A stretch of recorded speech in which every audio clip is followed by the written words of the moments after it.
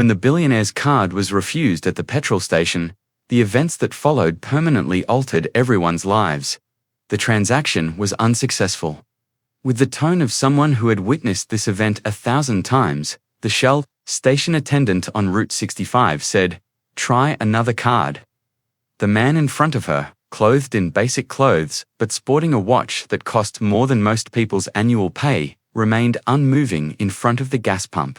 At 42, Alexander Mitchell was in charge of a $3 billion, $400 million technology empire. He did, at least, until 3 weeks ago, when he made the decision to leave the corporate world after learning something that would fundamentally alter his life.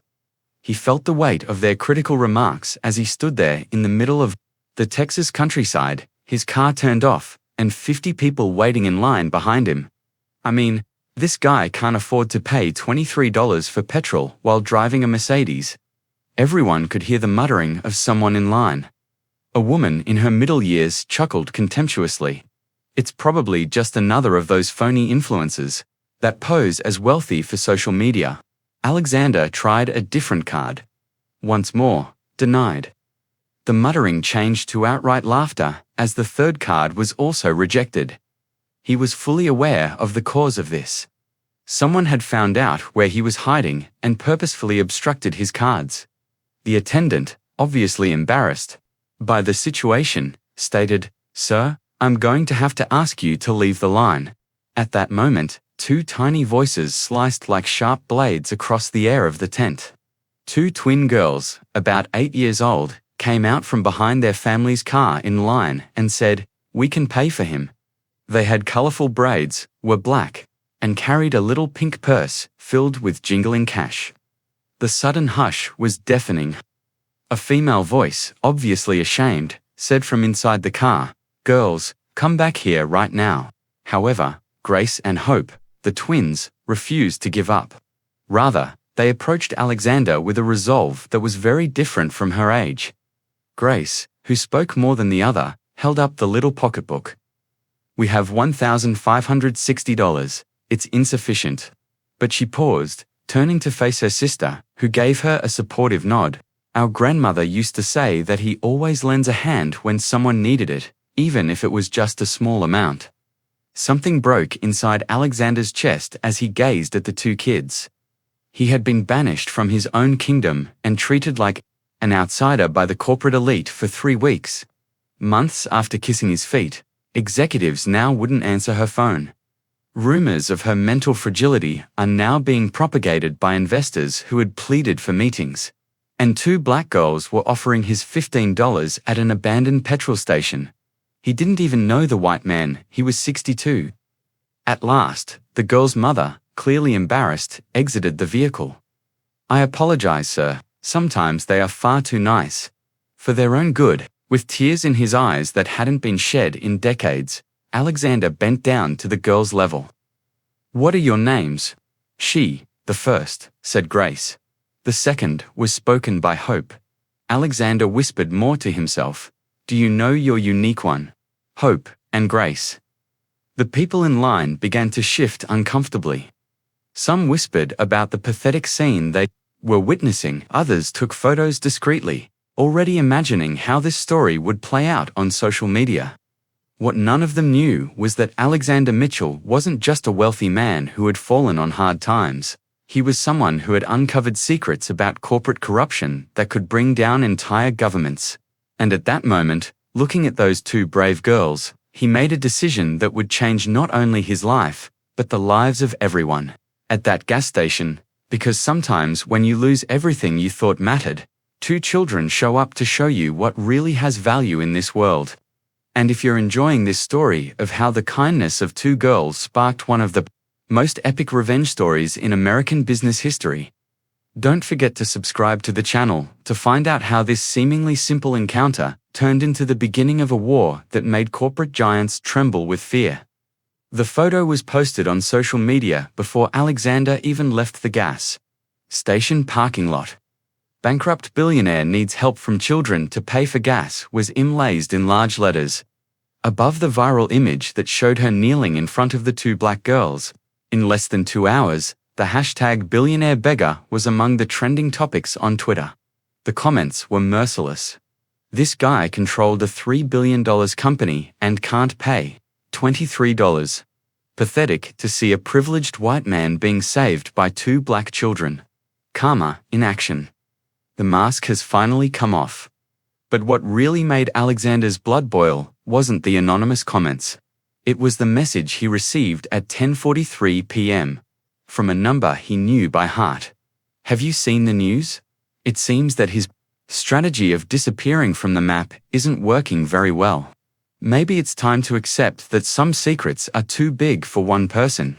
J.K. Jonathan Cain, his former partner, best friend for 15 years, and current CEO of Technicore Industries, the company Alexander had founded and from which he had been expelled.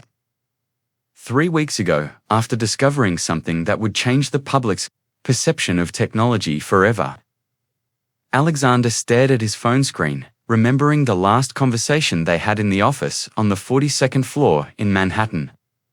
Jonathan was sitting in his Italian leather chair, smiling with that expression that Alexander had taken years to realize was pure Alex, you need to understand that some government contracts are delicate. What has he discovered about our algorithms being used for mass surveillance that can't be leaked? Not now, not ever. It's profitable in all 50. Jonathan had replied without batting an eye. Now, 3 weeks later, Alexander was sitting on the edge of a cheap motel bed in Texas, watching her reputation being methodically destroyed on social media. Every viral post, every humiliating meme, every sarcastic comment was another nail in Jonathan's plan to ensure that no one would take any accusations Alexander might make seriously who would believe a bankrupt billionaire who needed the help of children to pay for gas. His phone vibrated again. Another message from Jonathan. By the way, I just saw that you're staying at the Sunset Motel on Route 65. Charming place. I bet the little girls who helped you today live nearby. It would be a shame if something happened to her family because of you, don't you think? Alexander felt his stomach churn. Jonathan wasn't just destroying his credibility. He was threatening innocent people. Grace and Hope. Two children who had shown more compassion in 5 minutes than he had seen in 15 years in the corporate world were now being targeted by a psychopath. But Jonathan Cain had underestimated one fundamental thing about Alexander Mitchell. In the last 3 months, since discovering Technicore's secret files, Alexander hadn't simply collected evidence of the illegal operation. He had mapped out the entire network of corruption that connected her former company to high-ranking political figures, intelligence agencies, and international corporations. He had names, dates, bank transfers, recordings of secret meetings, and documents that could put 23 powerful people behind bars. Most importantly, he had created a security system that Jonathan didn't even suspect existed. Alexander opened his laptop and typed in a specific sequence of codes.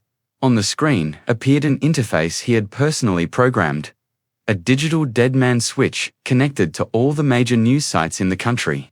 If anything happened to him, or if he failed to enter a security code every 72 hours, all the files would be automatically released to investigative journalists in 7 different countries. But Jonathan had just given him something even more valuable than protection: personal motivation. It was no longer just about justice or doing the right thing. Now it was about protecting Grace and Hope, 2 girls who represented everything that was still pure in this corrupt world. Alexander looked out the motel window, seeing the lights of the small town twinkling in the distance. Somewhere out there, 2 little girls slept peacefully, unaware that they had just become the catalyst for one of the biggest exposés of corporate corruption in American history. He smiled for the first time in 3 weeks. Jonathan Cain thought he was playing chess, but Alexander was about to show him that when you threaten innocent children, the game changes completely. Each new humiliation on social media only strengthens something inside him that his oppressors couldn't see. A quiet determination fueled by the very arrogance he tried to use to destroy him. What that traitorous former partner didn't know was that every threat against innocent people was signing her own sentence of defeat. Because some men become dangerous precisely when they have nothing left to lose except the chance to protect those who truly deserve protection. 3 days after Jonathan's veiled threat, Alexander was sitting in a 24-hour cafe on the outskirts of Dallas at 2:15 a.m. The place was practically empty, except for a lone truck driver and a waitress chewing gum as she mechanically cleaned dishes. The woman who walked through the door seemed completely out of place in that environment. "Alexander Mitchell," said Samantha Torres, 38, an investigative journalist for the Washington Herald who had won 2 Pulitzer Prizes for exposing government corruption. Her dark hair pulled back in a disheveled bun, and her shabby backpack filled with recording equipment more advanced than most newsrooms in the nation. "I thought he was dead or stuck in some country without extradition," she said, slipping into the opposite seat. "I thought so too for a while," Alexander replied, pushing a briefcase toward her, "until I discovered that some secrets are too big to die with those who know them." Samantha opened the folder and his eyes widened. Documents, contracts, bank transfers, transcripts of secretly recorded meetings. It was enough material to bring down not only Technicore Industries, but an entire network of corruption that extended all the way to Congress. "My God," she whispered, flipping through the pages quickly. "This, if it's true, we're talking about systematic violation of the Fourth Amendment. Election rigging, blackmailing public figures. It's true. Every word, every number, every recording." Alexander picked up his now cold coffee. "But his former partner, Jonathan Cain, is trying to destroy me before I can expose it. And now he's threatening innocent people." As he spoke, Alexander's cell phone vibrated. A notification from Twitter. Another humiliating meme about the billionaire beggar had reached 100,000 shares. This time, someone had created a remix using the audio from a gas station incident with Grace's voice saying, "We can pay for him," transformed into an electronic beat. "I need you to keep this material safe," Alexander said, "and start checking everything. It will take time, but when we publish, it has to be irrefutable." Samantha nodded cautiously, putting the documents away. "How much time do you think we have?" "Jonathan won't wait long. He knows that every day I spend free is a risk. But he made a fatal mistake. He underestimated what happens when you threaten innocent children." Alexander made his second strategic decision that same morning. He drove to the elementary school where Grace and Hope studied. A modest red brick building surrounded by a basic but well-kept playground. He didn't approach the girls. That would be inappropriate and potentially dangerous. Instead, he sought out the principal. Dorothy Washington, 55, had been an educator for 3 decades. She recognized him immediately, but her expression didn't show the disdain he had encountered on social media. "Mr. Mitchell, I heard about the incident. Grace and Hope told me they helped you." "They did more than that," Alexander replied. "They reminded him of who he used to be before he lost himself in money and power. I'm here because I believe she may be in danger because of him." The principal tilted her head, concerned. "What kind of danger?" Alexander chose his words carefully. "Powerful people who see me as a threat may try to use anyone close to me as leverage. I want to hire discreet security for the school, upgrade the monitoring system, make sure nothing happens. Mr. Mitchell, we don't have the budget for. I'm not asking for money from the school. I'm offering to pay out of my own pocket. $250,000 for security improvements and an educational fund for every student at this school." Dorothy was silent for a long moment. "Why would you do that?" "Because 2 8-year-old girls showed her more compassion in 5 minutes than she's received from businessmen in 15 years, and because if anything happens to her because of me, he would never forgive himself." Meanwhile, in Manhattan, Jonathan Cain was meeting with his lawyers on the 42nd floor of Technicore Tower. The panoramic view of the city stretched out before her, but Jonathan was focused solely on his laptop screen, tracking the engagement metrics of the humiliating posts about Alexander. "The company's stock has risen 3% since we started the demoralization campaign," reported David Chen, director of marketing. The narrative that Alexander has lost his sanity is taking hold. He will make allegations that no one will believe. Jonathan smiled with satisfaction. Perfect. What about the additional security precautions? Her notes were reviewed by Marcus Webb, former CIA agent and head of corporate security. We have him under full monitoring. We are aware of her whereabouts, meeting people, and destination. We can extend the operation to involve third parties if needed.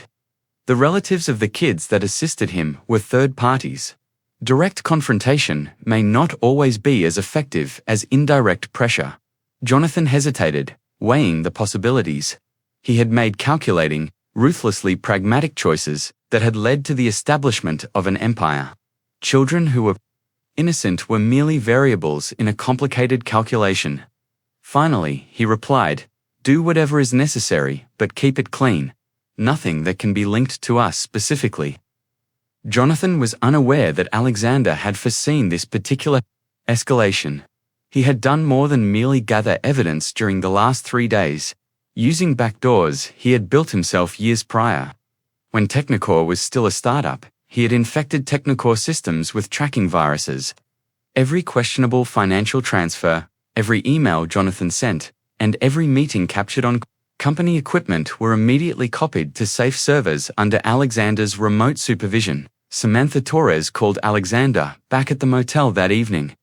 "You have to see this, Alexander. An internal Technocore communication was recently intercepted by me. They are preparing an attack on the kids." Alexander's heart froze.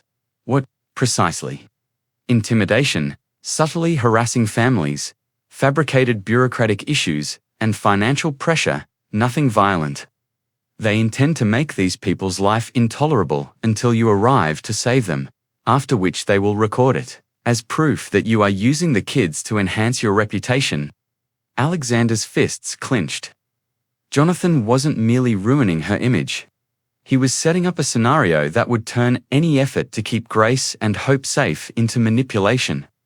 Samantha went on, "There's one more thing. Some of the accounts that are supplying the money for the memes and viral articles about you have been identified by me.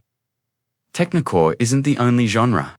2 subsidiaries of media businesses are among the minimum of 4 additional corporations engaged. In addition to software, Alexander had developed relationships with engineers he had coached, journalists who appreciated his work, and ethical hackers who shared his values of open technology over the course of 15 years. Jonathan was unaware of the existence of this unseen network of allies. Opening his laptop, Alexander started entering a code he hadn't used in years. It was time to turn this network on and prove to Jonathan Kane that his greatest strategic error in his business career had been using children's generosity as a weapon. Those CEOs in their glass offices were unaware that some conflicts go beyond rational commercial decisions. They touch on a fundamental and potent aspect of safeguarding the defenseless. And the struggle becomes about something far more fundamental than money and power when you awaken that energy in someone who has resources, knowledge, and a covert network of supporters willing to fight for justice. The distinction between those who construct communities and those who take advantage of them for financial gain. Between those who defend and those who destroy. Just as the board meeting of Technicore Industries was about to start, all of the cell phones vibrated at once. Jonathan Kane felt the blood drain from his face as he gazed at the screen. Shocking discoveries. The headline that covered not only the Washington Herald, but also 15 of the biggest media outlets in the nation read, "Former Technicore CEO reveals mass surveillance scheme that violates the privacy of 200 million Americans." Do you notice? This, Jonathan, with her laptop open. Security Chief Marcus Webb storms through the door of the conference room. Everything is theirs. Confidential agreements, meeting records, money transfers, and even the last 3 months' worth of internal correspondence. Jonathan made an effort to remain calm, but as she perused the leaked information, her hands shook. It contained all of his private conversations, all of his immoral decisions, and all of his threats against Alexander. In reference to the 2 girls who had aided Alexander, the recording of his own voice asking, It would be a shame if something happened to her family because of you, don't you think? Was the worst of all. The hashtag TECHNOCORE files became viral in less than an hour. Millions of people had listened to the recording of Jonathan frightening defenseless children. And infuriated parents all across the world had left angry comments. During her live appearance on the news station, Samantha Torres carried a stack of paperwork. The corruption you are witnessing is not your typical business corruption. We are discussing the unlawful exploitation of personal data for government espionage, algorithmic manipulation to sway elections, and a systematic blackmailing scheme involving prominent political personalities. But cleaning it up was impossible. Alexander had been careful. Verifiable metadata was present in every document. Digital authenticity certification was provided for each recording. Each bank transfer was monitored in several foreign jurisdictions. 3:15 p.m., stock has fallen 42%. All of the company's offices had search and seizure orders issued by the FBI by 4 o'clock. With just a cardboard box containing his personal possessions, Jonathan Cain was being brought out of the building he had occupied. For 3 years by 5 o'clock. Alexander, however, had reserved the finest for last. Grace and Hope were featured in an exclusive interview with their families on the national news that evening. Diane Washington, a 29-year-old nurse, and the girl's mother, addresses the camera immediately. She learned from my daughters that generosity transcends all social classes, races, and financial statuses. They did the right thing by lending a helping hand to a stranger. We need more people like Mr. Mitchell in the world, as evidenced by the fact that our family was threatened by prominent CEOs for being so compassionate. Hope added, with a strange wisdom of an 80-year-old, our teacher says that bad people are only bad because they've forgotten how to be good. Maybe you'll remember now, the interview was viewed by 68 million people in the first 24 hours. Jonathan watched it all from his brother's apartment in New Jersey, where he was hiding from the press. Every word from those girls was like a stab in his conscience, which had been dormant for decades. His phone had stopped ringing. No executives wanted to talk to him anymore. His personal bank account had been frozen by the FBI during the investigation. Her husband had changed the locks and served him with divorce papers through a lawyer, but the real coup to Grace came in the form of a text message sent directly to his personal phone at 11:47 p.m. Jonathan, I hope you learned something today. I didn't destroy you out of revenge. I did it to protect 2 children who showed more humanity in 5 minutes than you have shown in 15 years. The difference between us is simple. I use my power to protect the innocent. You use his to threaten them. Alexander attached to the message was a photo. Grace and Hope playing on a school playground, laughing, completely oblivious to the fact that they had triggered one of the biggest exposés of corporate corruption in a decade. Jonathan dropped his phone on the floor, finally realizing that he had fatally underestimated not only Alexander Mitchell, but the transformative power of genuine kindness when protected by someone with the resources and determination to defend it. The man who thought he controlled empires discovered that some battles transcend business logic. They touch on something primitive about protecting those who deserve protection. And when you awaken that force in someone who possesses not only resources but a secret network of allies willing to fight for justice, you discover that true strength comes not from threats or blackmail, but from the ability to transform a moment of shared humiliation into a crusade for human dignity that resonates far beyond any boardroom or bank account. 6 months later, Alexander Mitchell was sitting in a modest office in Austin, Texas, running the Grace and Hope Foundation, a non-profit organization dedicated to protecting whistleblowers and exposing corporate corruption. The view from the window showed not the skyscrapers of Manhattan, but a colorful playground where children of all colors played together. Mr., according to Sarah Chen, her assistant and a former employee of Technocore, who joined the cause after seeing the exposed Mitchell. We have 43 fresh examples of corruption reporting this week. The documentary about our narrative will debut on Netflix next month. Alexander grinned as he rearranged the framed picture of Grace and Hope, clutching a Texas Governor's Young Citizens of the Year award on the desk. The two girls were now recognized as national heroes for their bravery and kindness. Jonathan Cain, meantime, was sitting in a one-bedroom apartment in Detroit, 1,600 kilometers distant, looking through freelance employment opportunities on websites. His name was not sought on any IT company's resume, as if he were radioactive. His former executive co-workers shunned him. The telephone rang. It was his attorney. "I have awful news for you, Jonathan. Although your plea agreement has been accepted by the FBI, a 12-year federal prison sentence remains the minimum penalty, while her former spouse is requesting retroactive alimony." After hanging up, Jonathan peered out the filthy window of the flat. Grace and Hope, who now had their own program teaching kids about compassion and social justice, appeared in a television promo for the new documentary series, Little Heroes, Big Changes. The threat of bankruptcy or a prison sentence was not the most painful thing. It was realizing that in only 5 minutes, two 8-year-old girls had displayed more honesty than he had in his whole corporate career. Alexander went to Grace and Hope School that same day to attend the opening of the Foundation's new digital library. Still feeling bashful after all the national attention they had gotten, the girls rushed to embrace him. "Mr. Alexander," Grace remarked, "our teacher said that you helped kids like us across the nation."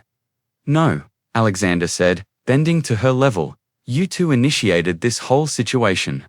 I simply magnified your generosity toward him." Hope held her hand.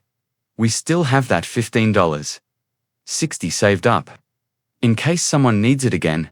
Alexander laughed, his eyes watering. "Keep it safe. You taught me that the most powerful gestures come from the purest hearts."